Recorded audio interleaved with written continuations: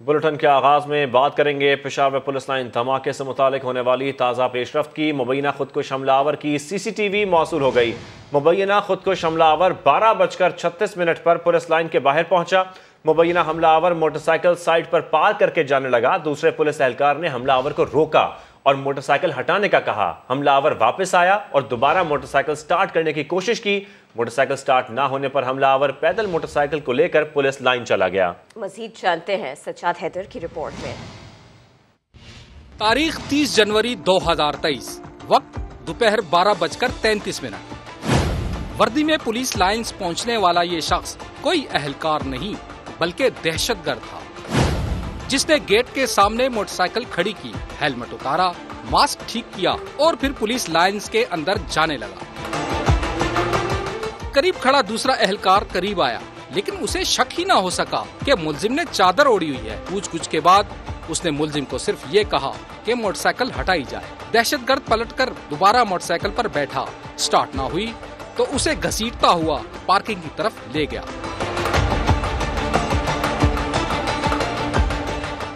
5 minute बाद दहशतगर्द को police lines के अंदर मस्जिद में दाखिल होते देखा गया और फिर जोहर की नमाज के वक्त खुद को धमाके से उड़ाकर खुदा के घर को खून में लथपथ कर गया।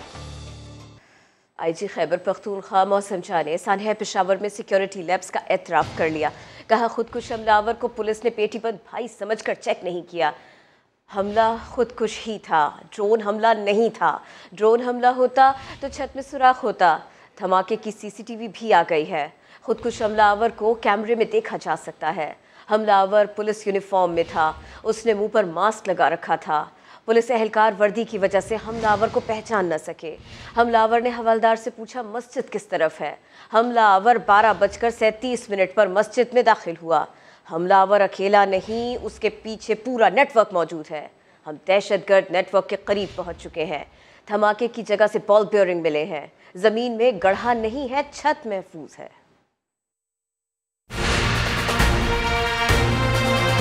ड्रोन हमला कहां से आया, किस जगह से किया? जो ड्रोन हमला था बिल्कुल गलत बात है। बॉल बेयरिंग मिले, खुदकुश जैकेट के अंदर जो बॉल बेयरिंग इस्तेमाल होते हैं कल मिले हैं मलबे के में। जाहिर है आखिरी सर्च, पहला काम था सर्वाइवर्स को ढूंढना। ये खुदकुश हमलावर था। मैंने उस खुदकुश को कैमरे में देख लिया है, मैंने क्रॉस मैच कर लिया है, मैंने उसका चेहरा देख लिया है और वो खुदकुश और जो हमें मस्जिद के अंदर खुदकुश बम्बार का सर बुरीदा हमें मिला है, वो एक आदमी, वो पुलिस की यूनिफॉर्म में है। उसने जैकेट पहनी हुई है, उसके सर पे हेलमेट पहना हुआ है, उसने मुंह पे मास्क लगाया हुआ है और वो मोटरसाइकिल पे आता है और मोटरसाइकिल हमारे पास आ गई है और मोटरसाइकिल हमने तलाश कर ली है और उसका इंजन चेसी नंबर उन्होंने रगड़ा हुआ था, मिटाया हुआ था, वो हमने उसको भी ट्रेस कर लिया है। And we are tracking the bike also. And जो पुलिस लाइन के अंदर हमने कैमरे अपने लगाए हुए थे उसके ज़रिए हमारे पास फुटेज आ गई, चेहरा आ गया, बंदा हो गया। नेक्स्ट स्टेप उसका शनाख्त का है, उसके बाद नेक्स्ट स्टेप नेटवर्क का है, उसके बाद जो उसके फैसिलिटेटर्स हैं उन तक पहुंचने का है। हम उस दहशतगर्द के नेटवर्क के नज़दीक हैं जो हमारी इतनी शहादतों की वजह बना। मेहरबानी करें, जल्दबाजी न करें, हम ढूंढेंगे। और आपको बताएं, पेशावर के मुख्तलिफ इलाकों में पुलिस यूनिफॉर्म बआसानी दस्तयाब है। पुलिस की टोपी, बैज, पेंट शर्ट, बेल्ट सब आसानी से मिलने लगा है। एक वर्दी की कीमत सिर्फ 3000 रुपए है। मजीद जानेंगे सज्जाद हैदर से। सज्जाद, क्या डिटेल्स हैं आपके पास इस हवाले से? जी बिल्कुल, पेशावर के मुख्तलिफ इलाकों में जो है पुलिस की वर्दी जो है बआसानी दस्तयाब है, जिसमें pant, shirt, cap, badges, belt और दीगर चीज़ें जो है शामिल है। पेशावर के मुख्तलिफ बाजार है जहाँ पे जो है ये वर्दी दी जाती है। जब हमने रब्ता किया उनसे, तो उनको हमें यही बताया गया कि जो लोग होते हैं वो ड्रामा वगैरह की शूटिंग वगैरह के लिए आते हैं, तो वो वर्दी मांगते हैं तो उनको वर्दी दे दी जाती है। कोई इस पर चेक एंड बैलेंस नहीं है, कोई नहीं है। जिस तरह देखा जा सकता है कि पेशावर पुलिस लाइन में धमाका जो हुआ तो उसमें भी मुबैना हमलावर ने जो है पुलिस वर्दी का इस्तेमाल किया, जिसके जरिए जो है वो एंटर होता है पुलिस लाइन के अंदर, और बाजारों में भी इसी तरह बआसानी वर्दी दस्तियाब है। बिल्कुल, और इस हसास मामले पर इस पर एक्शन होना बहुत ज़रूरी है। सजाद हैदर, बहुत शुक्रिया आपका। ऐसे हालात से लड़ रही है पेशावर पुलिस। ऐसे में पेशावर में ही प्रेस कॉन्फ्रेंस करते हुए आईजी खैबर पख्तूनख्वा मुअज़्ज़म जा अंसारी कई बार आबदीदा हुए। आईजी खैबर पख्तूनख्वा ने कहा, हर आदमी साइंसदान बना हुआ है, माहिर बनने वाले अपना काम करे। मेरे जवानों को वरगलाया न जाए, जख्मों पर नमक पाशी के बजाय मरहम रखा जाए। अपने एक एक शहीद का बदला लेंगे, शहीदों के कातिलों को ढूंढ कर करार वाकई सज़ा देंगे। पेशावर सेफ सिटी नहीं, 100 कैमरे देखने के लिए 100 लोग और वक्त भी चाहिए। मुहाफ़िज़ तहफ़्फ़ुज़ की बात करें तो कैसे चलेगा? मैं खड़ा हूँ, लड़ूंगा और जीत के दिखाऊंगा। एज आईजी हम तकलीफ में हैं। आज तीसरा दिन है और इन 3 दिन में शायद 3 घंटे मैं सोया हूँगा। अपनी चेन लेकर नजदीक आते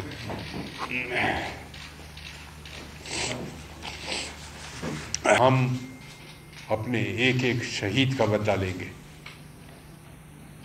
हम कुर्बानियों को रायगा नहीं होने देंगे।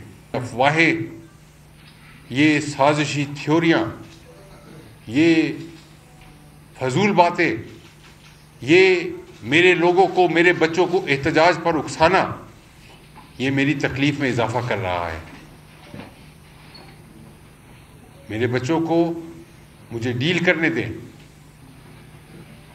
मैं अपने बच्चों को, मेरे से ज़्यादा कोई नहीं जानता है। आपको ये भी बताएं, पेशावर धमाके में शहदा की तादाद 102 हो चुकी है। आज धमाके में ज़ख्मी होने वाला कांस्टेबल जीशान दम तोड़ गया है। जीशान 3 दिन से अस्पताल में ज़ेर इलाज था। लेडी रीडिंग अस्पताल में अब भी 35 ज़ख्मी ज़ेर इलाज हैं। तर्जुमान अस्पताल के मुताबिक धमाके में ज़ख्मी 6 अफराद की हालत अब भी तशवीशनाक है। खुदकुश बमबार पेशावर के रेड जोन की मस्जिद तक कैसे पहुंचा? सीसीटीवी वीडियो ने पुलिस की चेकिंग सिस्टम पर कई सवालात खड़े कर दिए हैं।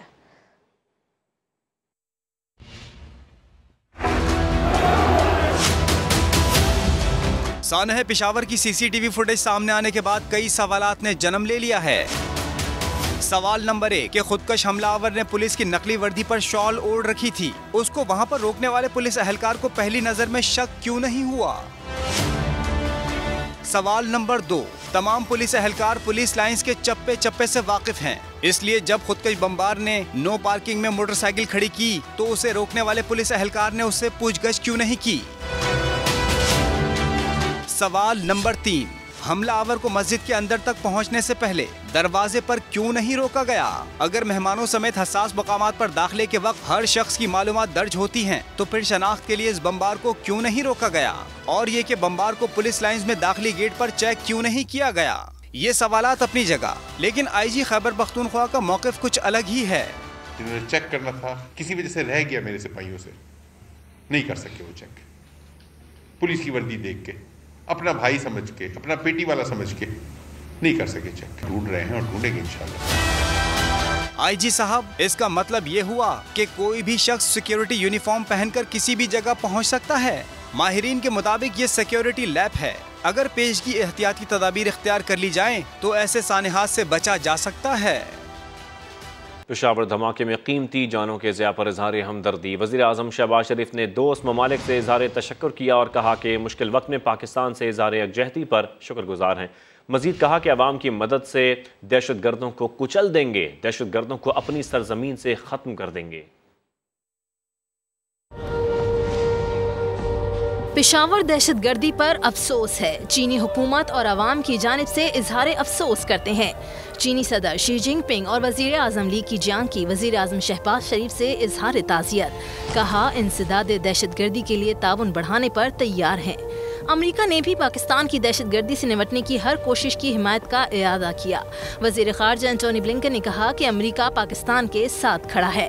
मिस्र की जामे अल अज़हर ने भी साने को दहशतगर्द कार्रवाई करार दिया। कहा हमला करने वाले दीन की तालीमात और इंसानी इक़दार से आ रही हैं। वज़ीर आज़म शहबाज शरीफ ने दोस्त मुल्कों की जानिब से इजहार यकजहती और हमदर्दी का शुक्रिया अदा किया। ट्विटर पैगाम में कहा कि मुश्किल वक्त में इस हिमायत को कदर की निगाह से देखते हैं। अवाम के ताउन से दहशतगर्दों को कुचल देंगे, अपनी सरजमीन से इनका सफाया करेंगे।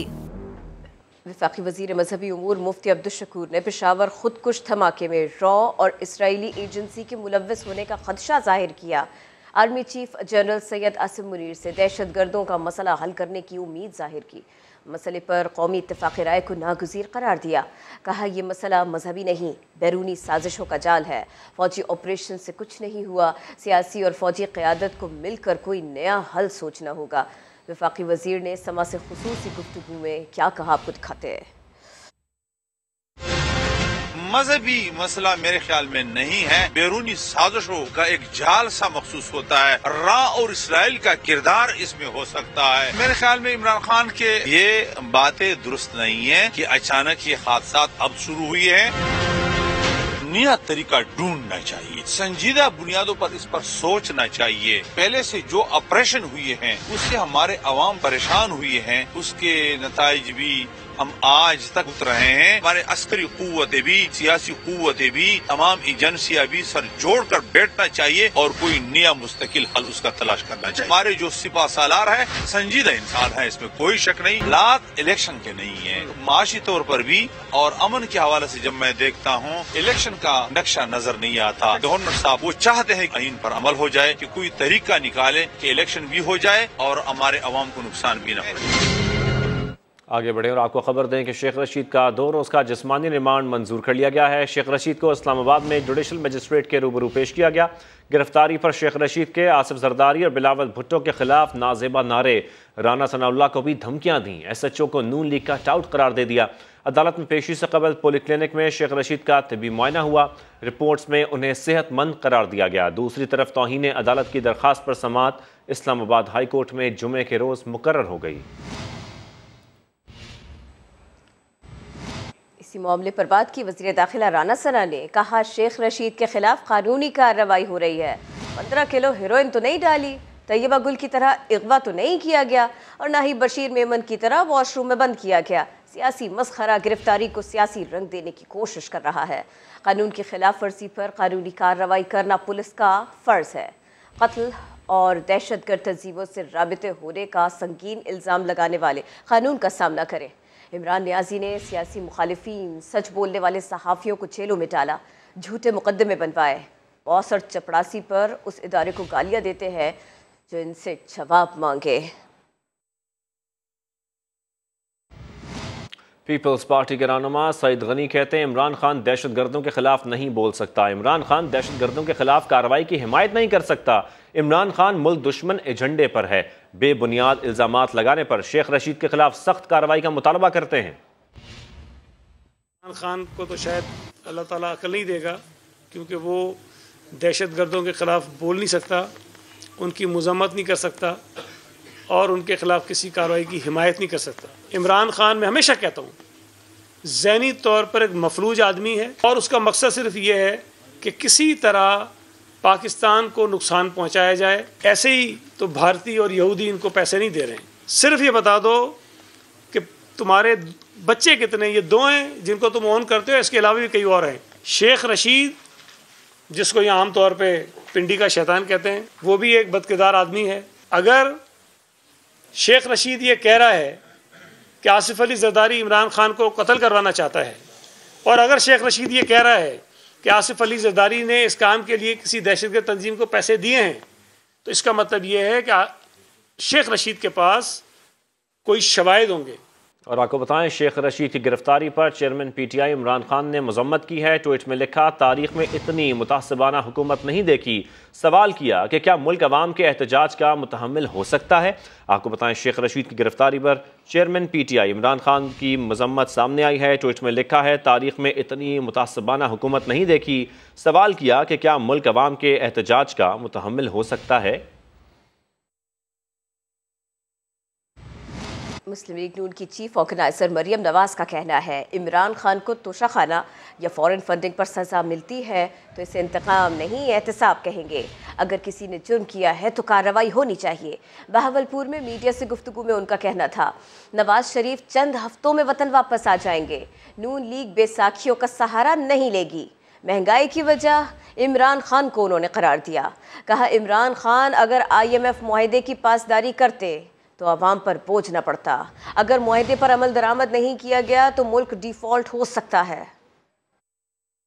मैं इंतकाम के हक में नहीं हूँ। किसी से कोई ना जाती झगड़ा है ना जाती कोई अनाद है। अगर किसी ने कोई जुर्म किया है वो 12 साल का प्लान समझ के कि हम जो भी कहेंगे हमें कोई कुछ नहीं कहेगा तो उसकी सजा उसको मिलनी चाहिए। अगर इमरान खान को तोशाखाना चोरी फॉरेन फंडिंग में सजा मिलती है जिसके सबूत पूरी दुनिया के सामने, आप इसको इंतकाम कहेंगे? उसको इंतकाम नहीं कहते, उसको एहतसाब कहते हैं। नून लीग वो घड़ी चोर की तरह नहीं है जो जब बैसाखी का सहारा चाहिए था, वजीर आजम के ऑफिस तक पहुंचना था, इस्टेब्लिशमेंट के तारीफों के ढेर लगा दिए। जब इक़्तिदार से बाहर आए कुर्सी गई, मोहब्बत भी उनकी चली गई और उस पर तनकीद भी शुरू हो गई। लोगों को पता है कि IMF का मुआहदा कौन करके गया है। मईशत को जो धचका लगा है, जो उस पर खुदकुश हमला इस फितना खान ने किया है, उससे मईशत को बाहर आते हुए भी कई साल लग जाएंगे। हम उस मुआहदे की जो इमरान करके चला गया IMF का, उसकी पासदारी करते हैं तो अवाम पर मुश्किल आती है। अगर उसकी पासदारी नहीं करते तो पाकिस्तान पर मुश्किल आती है। पाकिस्तान डिफॉल्ट खुदा न खास्ता कर सकता है।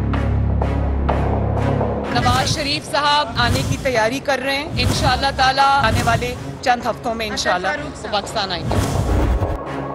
PTI रहनुमा फवाद चौधरी का कहना है कि नवाज शरीफ लंदन में बैठकर मुल्क चला रहे हैं। हुकूमत की पॉलिसी की समझ नहीं आती कि ये चाहते क्या हैं।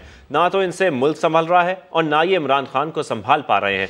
प्रेस कॉन्फ्रेंस के दौरान उन्होंने मजीद क्या कहा, आपको दिखाते हैं। नवाज शरीफ साहब जो हैं वो लंदन बैठे हैं, बच्चे उनके लंदन बैठे हैं, पैसे सारे उनके लंदन हैं। शहबाज शरीफ साहब वो लंदन बैठे हैं और यहाँ पे डमी हुकूमतें बना दी गई हैं खैबर पख्तूनख्वा में और पंजाब में। आइन क्या कहता है, 90 दिन के अंदर आपने इलेक्शन करवाने हैं। ना इनसे मुल्क मैनेज हो रहा है, ना इमरान खान मैनेज हो रहा है। ममनुआ फंडिंग केस में PTI को इलेक्शन कमीशन के शो कॉज नोटिस का जवाब देना ही होगा। इलेक्शन कमीशन के फैसले के खिलाफ तहरीक इंसाफ की दरख्वास्त इस्लामाबाद हाई कोर्ट ने खारिज कर दी। लार्जर बेंच ने फैसला सुना दिया। फंडिंग जब्त करने के लिए इलेक्शन कमीशन का शो कॉज नोटिस बरकरार है। सुहेल रशीद रिपोर्ट कर रहे हैं। ममनुआ फंडिंग केस में PTI को किसी किस्म का रिलीफ न मिला। इस्लामाबाद हाई कोर्ट ने तमाम इस्तदाएं मुस्तरद कर दी। फंडिंग जब्त करने के लिए जारी इलेक्शन कमीशन का शोकाज नोटिस बरकरार। मामला विफाकी हुकूमत को भेजने का ऑर्डर कलअदम करार देने की इस्तदा भी खारिज कर दी गई। FIA तहकीकात भी जारी रहेंगी। चीफ जस्टिस आमिर फारूक की सरबराही में लार्जर बेंच ने PTI की इलेक्शन कमीशन की फैक्ट फाइंडिंग रिपोर्ट के खिलाफ दरखास्त पर फैसला सुनाया। मुख्तसर फैसले में कहा गया है कि तहरीक इंसाफ की दरखास्त मुस्तरद की जाती है। PTI ने मौकफ इख्तियार किया था कि इलेक्शन कमीशन ने रिपोर्ट की जगह फैसला सुनाया और दायरा इख्तियार से भी तजावुज किया। ताहम अदालत ने इस मौकफ को मुस्तरद कर दिया। इलेक्शन कमीशन ने ममनुआ फंडिंग के शवाहिद सामने आने पर तहरीक इंसाफ से जवाब तलब कर रखा है कि क्यों न ये फंड्स जब्त कर लिए जाएं। FIA ने भी चेयरमैन PTI को गैर कानूनी फंड्स के केस में शामिल तफ्तीश होने के लिए नोटिस जारी किया था। इमरान खान ने बैंकिंग कोर्ट से 15 फरवरी तक अबूरी जमानत हासिल कर रखी है। सुहेल रशीद, समा, इस्लामाबाद। अभी आपको बताएं, FIA लाहौर ने पोस्टिंग्स के लिए करोड़ों रुपए रिश्वत लेने के इल्ज़ाम पर मोहम्मद खान भट्टी समेत 8 अफराद के खिलाफ मुकदमा दर्ज कर लिया है। मुकदमे में मनी लॉन्ड्रिंग की दफात भी शामिल की गई हैं। मजीद बात करेंगे जहांगीर खान से। जहांगीर, आगा कीजिए तफसीलन। बेसिकली ये मुकदमा जो है ये एंटी करप्शन के रेफरेंस के बाद दर्ज किया गया है और इसमें जो इल्जाम किया गया है वो ये है कि मोहम्मद खान भट्टी जो कि साबिक जिला पंजाब के प्रिंसिपल सेक्रेटरी थे, उन्होंने करोड़ों रुपए रिश्वत वसूल करके जो है वो मनमानी 400 पोस्टिंग करवाई हैं, तैनातियां की हैं और इनके हमरा जिनको नामजद किया गया है वो हाईवे के जो है एक ऑफिसर है SDO हाईवे राना मोहम्मद इकबाल, इनके समेत 8 अफराद को नामजद किया गया। और इस मुकदमे में ये भी तहरीरी तौर पर लिखा गया है कि साबिक जिला पंजाब चौधरी परवेज इलाही के बेटे मोनिस इलाही और एक साबिक वजीर अली अफजल शाही जो है वो रिश्वत वसूली के वक्त मोहम्मद खान भट्टी की रिहाइशगाह पर इनके साथ मौजूद होते थे। इस FIR के इंदराज के बाद जो है बाकायदा तौर पर बाज़ाब्ता तौर पर इसकी तहकीकात जो है शुरू कर दी गई। हालांकि FIR में भी सारी मनी ट्रेल और किससे कितनी रिश्वत वसूल की, इस इल्जाम को साबित करने के लिए तमाम तफसीलात जो है वो मुकदमे का हिस्सा और बनाएंगे। बाकायदा तौर पर तहकीकात भी शुरू कर दी गई हैं। जहांगीर खान, बहुत शुक्रिया आपका। आगे बढ़े, वज़ीर आज़म शहबाज शरीफ ने कराची न्यूक्लियर पावर प्लांट 3 का इफ्तिताह किया। यही बात करें, तकरीब से खिताब में उन्होंने उम्मीद जाहिर की है कि सीपैक के जो मंसूबे माजी में तात्तुल का शिकार हुए वो जल्द दोबारा बहाल होंगे। वज़ीर आज़म ने कहा, उम्मीद है दोस्त मुल्क चीन फी मेगावाट की कीमत को कम करेगा। करीब में कुछ मुश्किलात थी, कुछ खुद पैदा करदा मुश्किलात हमने की, जिससे कि सीपैक में वो तात्तुल का शिकार हो गया। लेकिन अब हमारी भरपूर कोशिश है कि सीपैक का मंसूबा तेजी से आगे बढ़े। ताली दोनों हाथों से बजती है। चीनी जो कंपनीज के जो यहाँ पर ज़ुमा बैठे हैं, I would like to comment to publicly make a very serious and sincere offer that let's sit down, discuss all the important facets and aspects of our next proposal, and if we can really agree on the pricing formula and important terms and conditions, I think we can certainly sign a letter of intent tomorrow, which will lead to agreement in weeks and months to come. So the ball is in your court. If you agree on a price of $2 million per megawatt, we can sign agreement right now. It's up to you.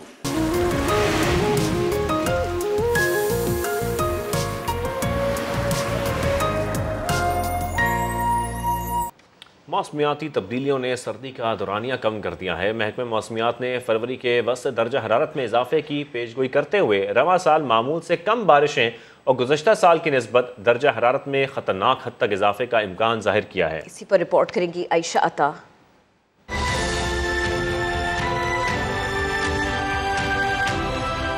माह जनवरी का एहतताम क्या हुआ, सूरज ने भी अपने अंदाज बदल लिए। मौसमियाती तब्दीलियों ने सर्दी का दौरानिया कलील और गर्मियों का दौरानिया तवील कर दिया। एक दौर था जब फरवरी के वस्त तक सर्दी को महसूस किया जाता और बहार का इंतजार रहता था, मगर अब फरवरी के वस्त से ही दर्जा हरारत में इजाफा होगा और बहार का मौसम भी इसी की जद में आ जाएगा। सर्दियों के बाद जो बहार का सीजन था वो ऑलमोस्ट अब खत्म हो गया। मैक्सिमम 15 दिन और या इससे कम का होता है। समर है वो प्रोलॉन्ग करेगा, टेम्परेचर नॉर्मल से ज़्यादा होंगे और हीट वेव की वजह से आपको ऐसे स्पेल्स मिलेंगे जिसमें आपके टेम्परेचर्स जो हैं वो अच्छा खासा एक्सपोनेंशियली हाई कर जाएंगे। गुज़श्ता साल की निस्बत रवां साल न सिर्फ बारिशें मामूल से कम होंगी बल्कि गर्मी की शिद्दत में भी गैर मामूली इजाफा होगा।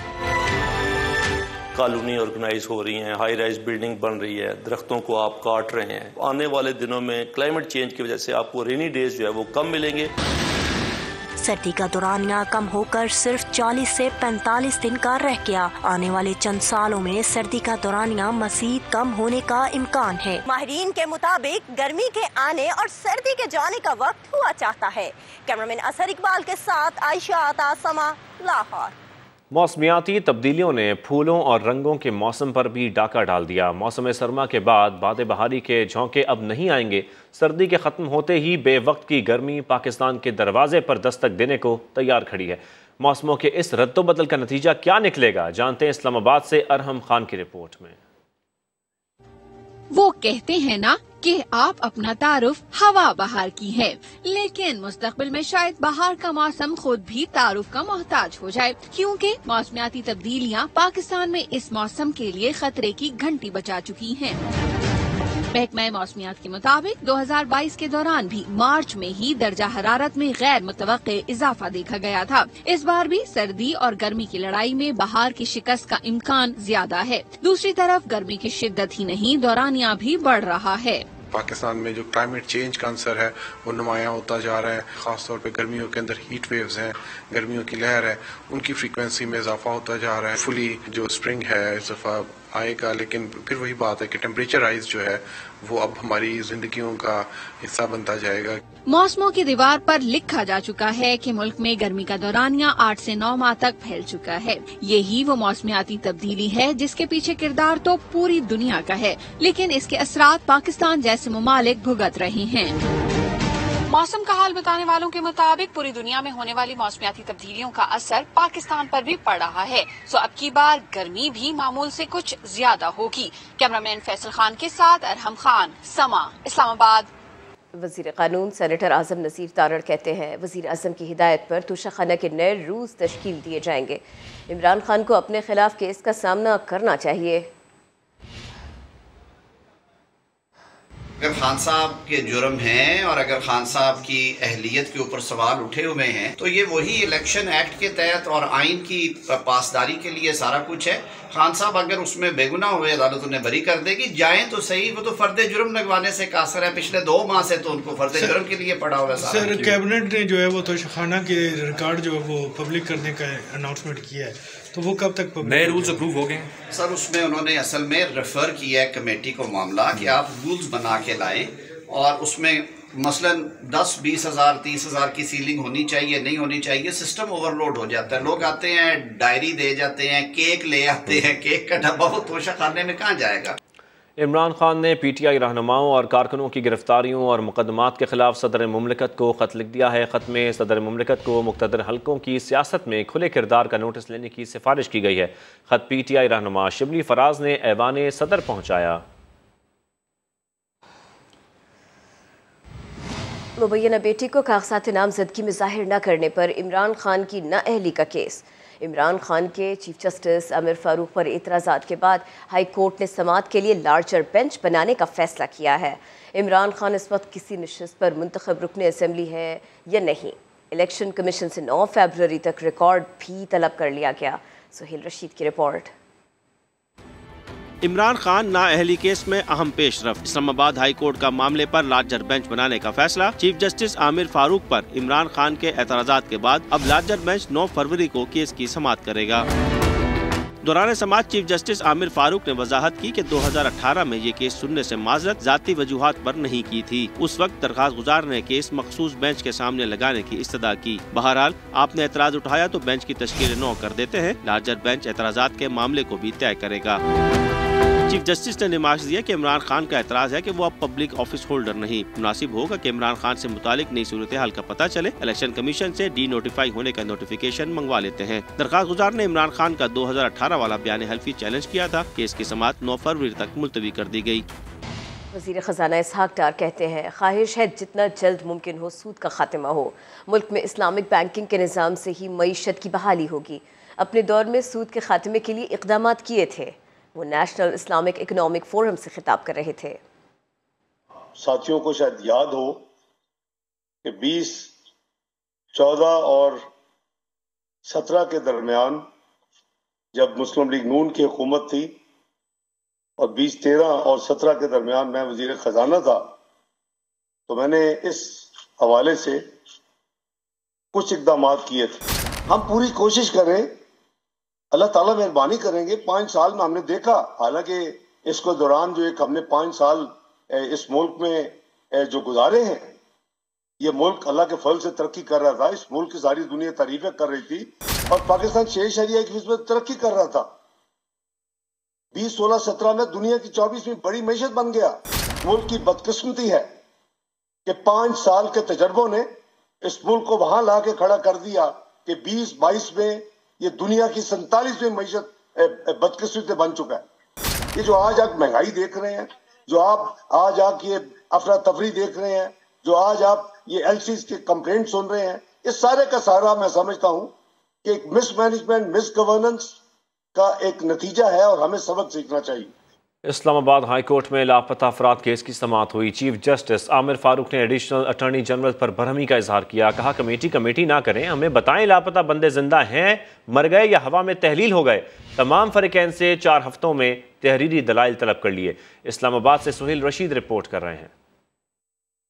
इस्लामाबाद हाई कोर्ट ने लापता अफराद केस का फैसला आइंदा समाअत पर करने का बता दिया। 2 रुकनी बेंच एडिशनल अटॉर्नी जनरल के मजीद 8-10 हफ्ते का वक्त मांगने पर शदीद बरहम। तमाम फरीकैन को 4 हफ्तों में तहरीरी दलाइल जमा कराने का हुक्म दे दिया। 2 लापता बच्चों के वालिद ने अदालत से इस्तदा की, मेरे बच्चों ने कुछ गलत किया तो कानून के सामने पेश करें। एडिशनल अटॉर्नी जनरल ने कमेटी की लापता अफराद के लवाहिकीन से मुलाकात का बताया तो चीफ जस्टिस आमिर फारूक ने कहा, कमेटी क्या कर लेगी? पार्लियामेंट के कमरे में बैठकर चाय पिएगी और कह देगी बहुत बुरा हुआ। हमें बताएं लापता बंदे जिंदा हैं या मर गए। जस्टिस मियां गुल हसन औरंगजेब ने कहा, पाकिस्तान का नाम मुहज़्ज़ब ममालिक की फहरिस्त से पहले ही निकल चुका, मजीद अब ऐसा कुछ ना करें। बंदे मर गए हैं तो बता दें, मामला खत्म करें।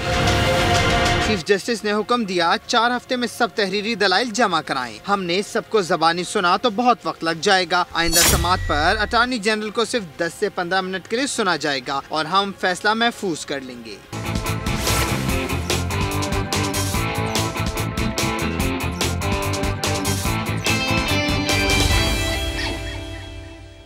कौमी क्रिकेटर शाहीन शाह आफरीदी कल रिश्ता इज़्दिवाज में मुंसलिक होंगे। शाहीन आफरीदी का निकाह शाहिद आफरीदी की साहबजादी से तय है। निकाह की तकरीब कराची में मुनक्कद होगी। तकरीब में रिश्तेदार, करीबी दोस्त और साथी क्रिकेटर्स शिरकत करेंगे। साथी खिलाड़ियों ने शाहीन आफरीदी से नेक ख्वाहिशात का इजहार किया है। शाहीन शाह, आपको आपका निकाह बहुत बहुत मुबारक हो। अल्लाह आपकी ज़िंदगी में और भी बहुत सारी कामयाबियाँ दे और आप दोनों को अल्लाह हमेशा खुश रखे। मैं हूं हुसैन तलत और मेरी तरफ से शाहीन आफरीदी को शादी की बहुत बहुत मुबारक और मेरी दुआ है अल्लाह आपको बहुत खुशियाँ दे। पाकिस्तान क्रिकेट टीम का नया कोचिंग पैनल क्या होगा? पीसीबी ने कौमी टीम के कोचेस की तकर्री के लिए उम्मीदवारों को शॉर्टलिस्ट कर लिया। मिकी आर्थर कौमी टीम के डायरेक्टर होंगे। ग्रांट बर्ड हेड कोच के लिए हॉट फेवरेट है।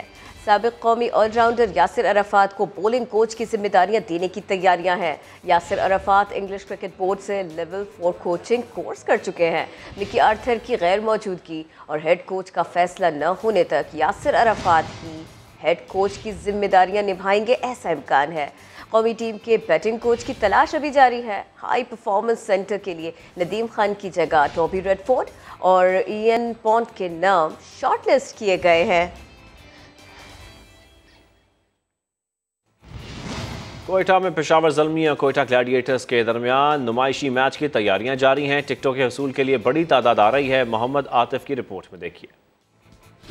पेशावर ज़िले और कोयटा ग्लैडिएटर्स के दरमियान नुमाइशी मैच कोयटा के नवाब अकबर बुख्ती स्टेडियम में तैयारियां मुकम्मल कर ली गईं। पीसीबी मैनेजमेंट कमेटी के चेयरमैन गुल मोहम्मद काकड़ का कहना है कि ग्राउंड की तज़ीन व आराइश मुकम्मल कर ली गई। पिच 95% तैयार है। हर जानिब कोयटा ग्लैडिएटर्स और पेशावर ज़िले के पैनाफ्लेक्सिस अवेजा किए गए हैं।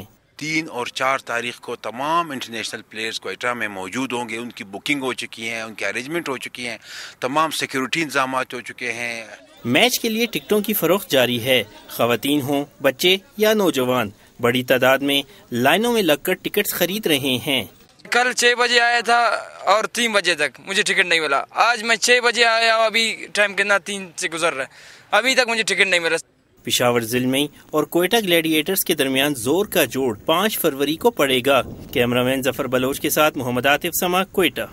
कप्तान बाबर आजम का आईसीसी अवार्ड के साथ फोटो सेशन। तस्वीरों में आईसीसी टेस्ट, वनडे और T20 team of the year के कैप्स और तीनों ट्रॉफीज शामिल हैं। सोशल मीडिया पर लिखा, तुम अपने आप में जादू हो।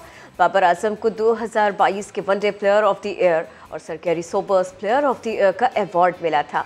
गुज़िश्ता रोज़ बाबर आजम को ट्रॉफीज़ और कैप्स मिली। बाबर आजम ने 2021 और 2022 में मिलने वाली ट्रॉफीज़ और कैप्स के हमरा घर पर फोटो सेशन कराया और तस्वीर सोशल मीडिया पर शेयर कर दी। कराची में मुनक़दा पुलिस की पासिंग आउट परेड में जवानों ने मार्शल आर्ट का शानदार अमली मुजाहरा पेश किया। जवानों का कहना था, मुल्क व कौम की खिदमत में जान का नजराना भी पेश करने से दरेग नहीं करेंगे। इमरान शाहिद रिपोर्ट कर रहे हैं।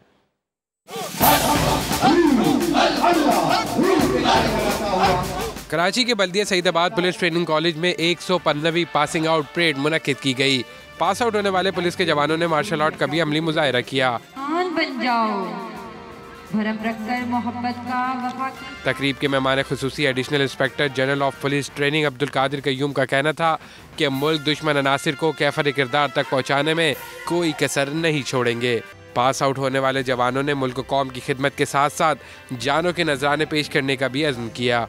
लड़कियों को मैं कहूँगी कि पुलिस डिपार्टमेंट में आई आपके लिए बहुत अच्छा मौका है अपने टैलेंट को दिखाने का। हमसे जितना हो सके अपनी सर्विस जो है ना मुल्क के लिए वक्फ करेंगे और अपनी जान के लिए नजराना भी पेश करेंगे इंशाल्लाह। कौम की बेटियां हैं वो भी इस पुलिस महकमे में आकर इस कौम की खिदमत अंसर अंजाम दे सकती हैं।